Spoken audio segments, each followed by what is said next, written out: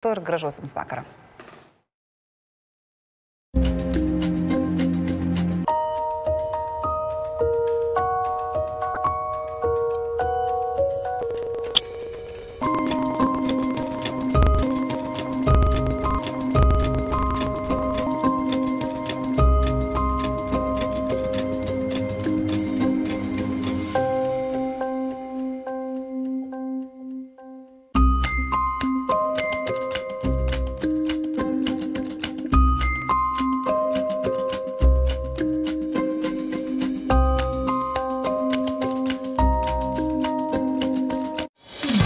Labas vakaras, LNK žiniose, svarbiausios ketvirtadienio naujienos. Aš Gintaras Deksnys. O apie sportą aš Dominykas Rinkevičius. Pirmiausia, santrauka.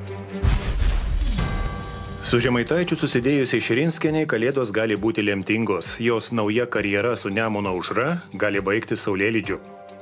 Aš matyt tikrai turėsiu apie ką per kalėdas pagalvoti. Jeigu jūs taip elgsitės, kaip jūs sakot, su savo braške, ar jums ta braškė nepasakys čiau braškė? Tai žiūrėkite, palaukime, yra dar posakis ir kitas. Vienas seniausių Lietuvoje SEB bankas planuoja sujungti visus 3 Baltijos šalių SEBus, o būstinę iš Vilniaus perkelti Taliną. Esą Lietuvoje nestabili mokestinė aplinka.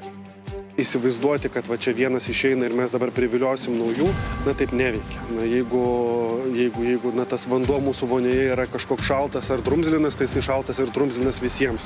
Nematau čia kažkokios ypatingos dramos. Seime suabejota vėjo jėgainių jūroje plėtra. Ar Lietuvos energetikos pažangai kiša koją privatūs interesai? Ar mums reikia atiduoti iš vartotojų kišenės tuos 3 milijardus privatiems investuotojams, kurie tą elektrą eksportuos? Kodėl kažkam tai nepatinka, nenuostabu, nes kažkada nepatiko ir dujų terminalas. Putinas per metinį telemaratoną pareiškė nežinantis, kada baigsis karas ir kada pavyks išstumti ukrainiečius iš Kursko ir pasiruošęs pokalbiams su Trumpu. Слухи о моей смерти. Gandai apie mano mirtį smarkiai perdėti. Если у нас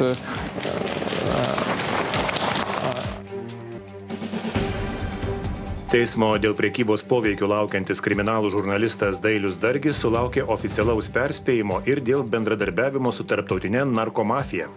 Dailius Dargis apie užmegztus kontaktus ir su pareigūnais, pokalbius, susirašinėjimus, rezultatus persiųsdavo organizuotų nusikalstamų lyderiams kaip įrodymą apie savo atliktus darbus. Įteiktas oficialus įspėjimas, iš kurio mes nesupratome turinio. O ant kalėdų stalų keliaus ne tik tonos majonezo, žirnelių ir silkės, bet ir itališki pyragai bei Dubajaus šokoladas. Labai deficitinė prekė, o abejočiau jos autentiškumu Lietuvos rinkoje.